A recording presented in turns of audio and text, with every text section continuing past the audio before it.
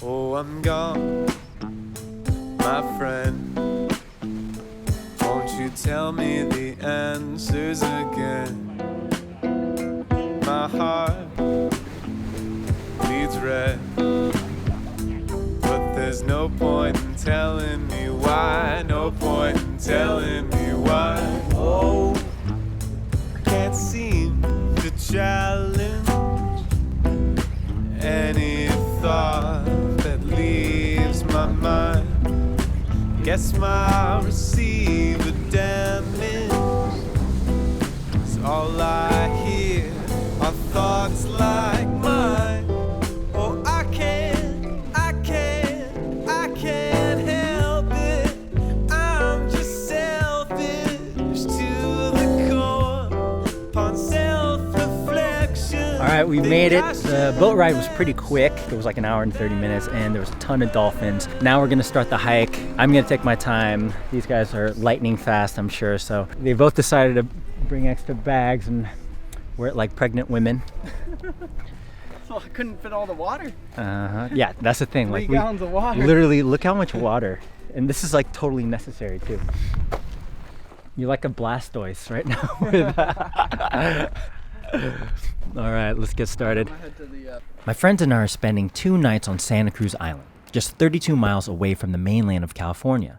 Santa Cruz is part of the Channel Islands, often referred to as North America's Galapagos, due to its rich diversity of plants and animals.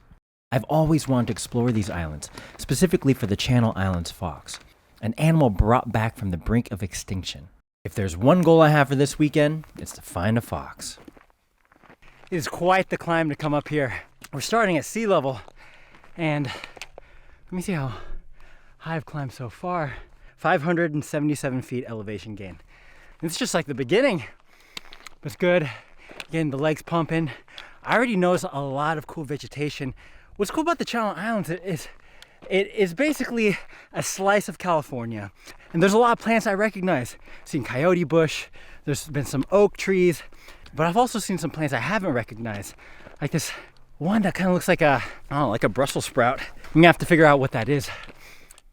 All right, I found some fox poop here. With canine poop, you can easily break it apart. And that's because they have something called a lot of matrix in their poop. Whereas feline poop, they don't have a lot of matrix. Everything is really compounded and it's hard as a rock. So you won't be able to break it apart like this.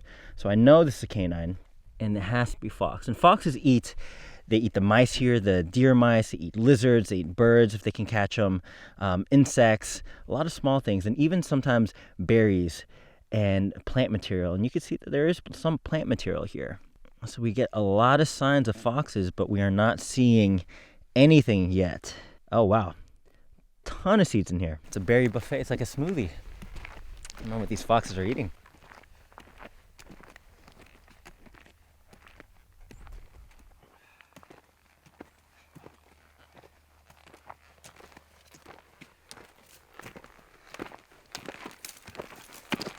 All right, taking another break.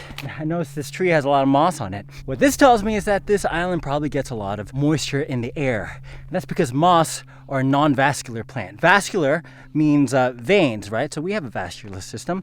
They transport blood, lymph, all that good stuff. Plants have a vascular system that transports water and food. Moss are non-vascular. So that means they don't have these tubes to transport water. So they're growing on these trees, and that means they're absorbing the water directly from the air. If you haven't seen my moss video, you could click it over here or I'll put it in the description, but they're always really cool. And you can learn a lot about the environment if you see something like moss. So I noticed that means this place probably gets a lot more water than the mainland.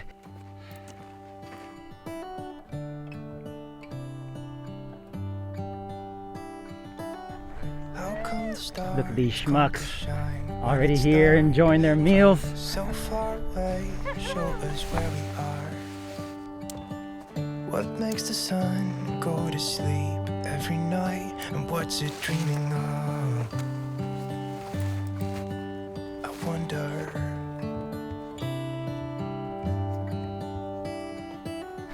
So now we're going on a little day hike, gonna catch the sunset.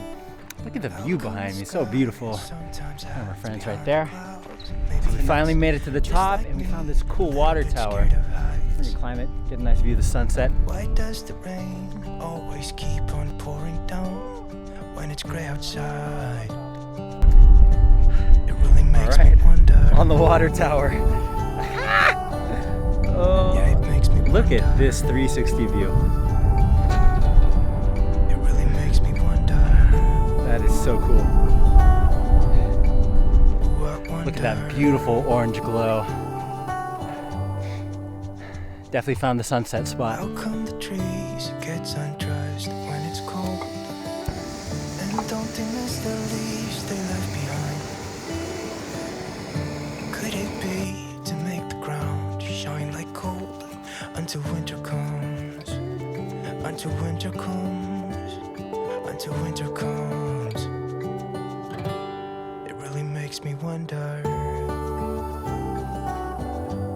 Yeah, it makes me wonder. So a fox visited our camp last night. You can see all these footprints here. And you can tell it belongs to a canine. A few things. You can see that there's claws at the top of the paw print. And a distinctive shape is that you can draw an X in between without touching the pad. So you could draw a line here and then there.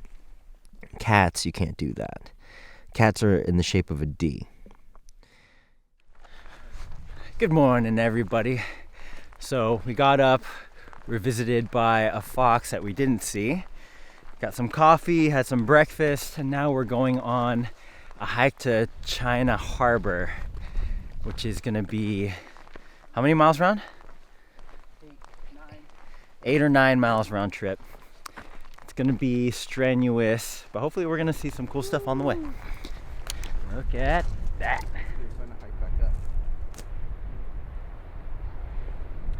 See a lot of kelp down there.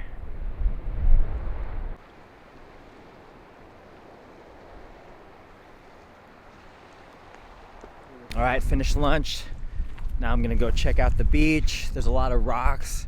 Hopefully we find something cool, maybe some science things that I can explain. Hopefully it's not too windy. All right, so you might recognize this. This lump of mass right here is mostly giant kelp. So Macrocystis pyrifera. They belong to brown algae. The kelp likes to float. It wants to take up most of the water column from the bottom. So then they have these air bladders right here.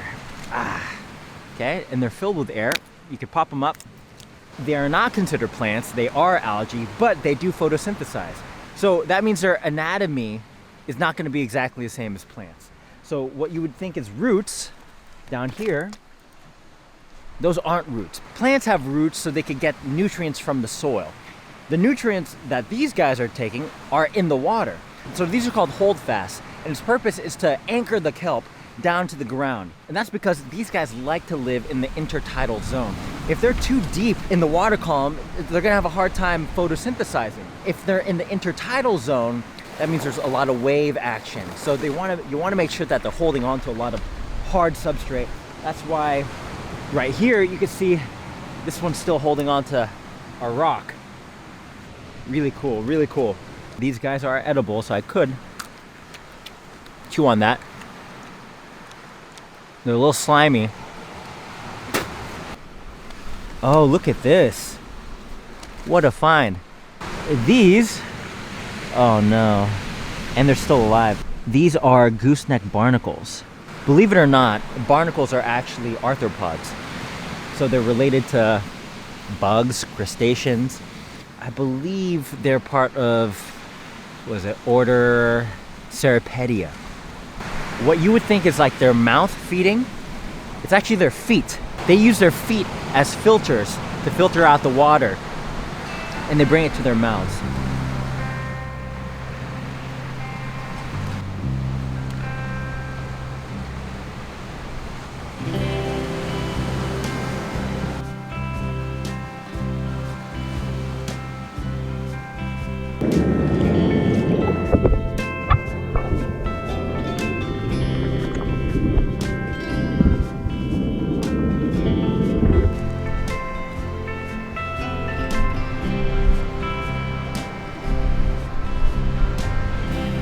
This is one of my favorite edible plants that you can find out in the wild, only because it's easy to identify. This is called a plantain. It has these single leaves that come out and parallel veins that go all the way to the tip. They also have this long stem and this kind of terminal thing, this thing in the end that kind of looks like that weird looking spoon from Cheerios commercials with the honey. What you do is you take a leaf like this, you can eat it just like that. A little bitter the larger it is. If you do want to find smaller leaves, you can eat those instead. But absolutely cool. Nice little snack on the way back up.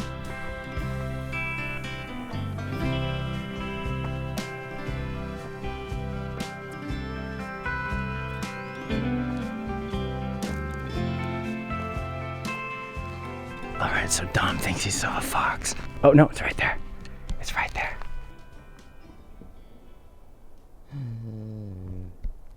Oh my God, look at it. Look at this thing.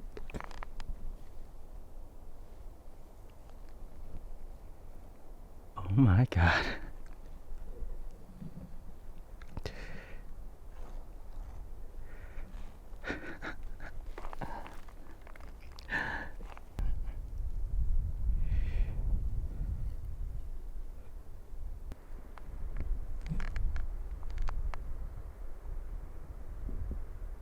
Wow, it's got that little Marilyn Monroe mole that the German Shepherds have.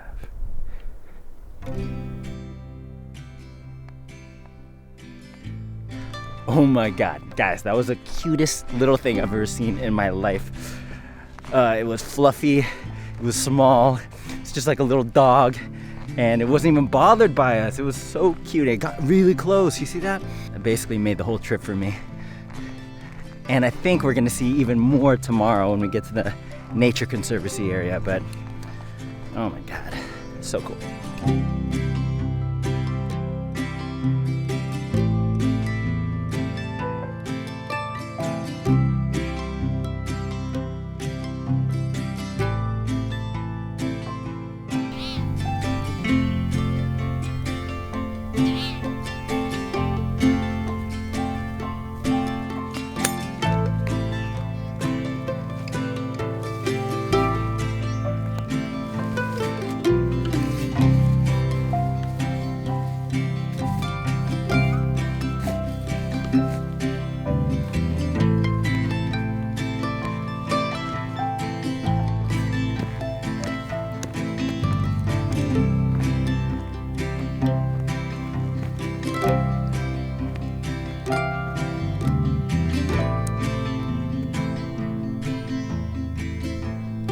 Now I'm headed back to Prisoners Harbor, and we're gonna hike into the Nature Conservancy.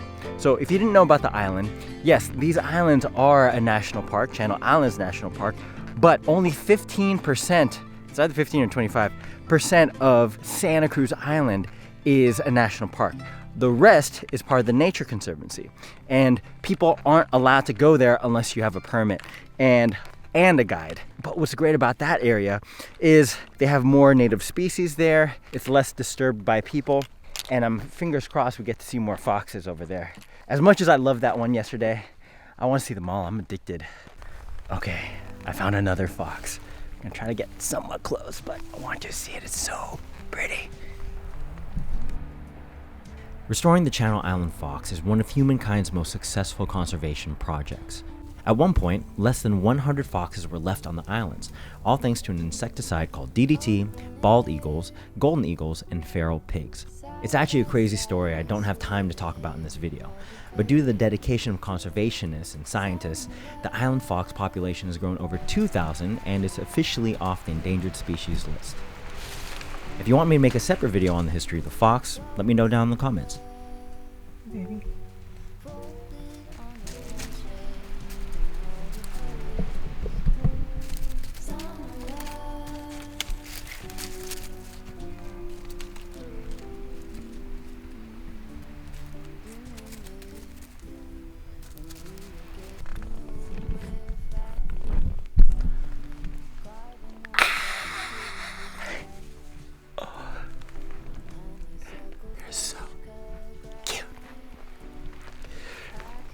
There's a lot more on this side of the island, a lot more. That was something special. It came like 3 feet away from me. Why am I so zoomed in? Oh, that's why my finger was on the zoom. On the way back to the boat, we saw a fox with an island scrub jay. Our final fox had a radio collar on. Tell me all that you've seen, all the colors. Santa Cruz Island was definitely something different. It was like a slice of home with a bit more magic. Memory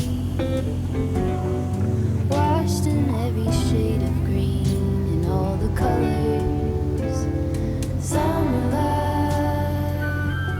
So if you made it this far, thank you for watching. This is the part of the video where I have to thank my one and only patron on Patreon. That's Joe Song. Easy to remember.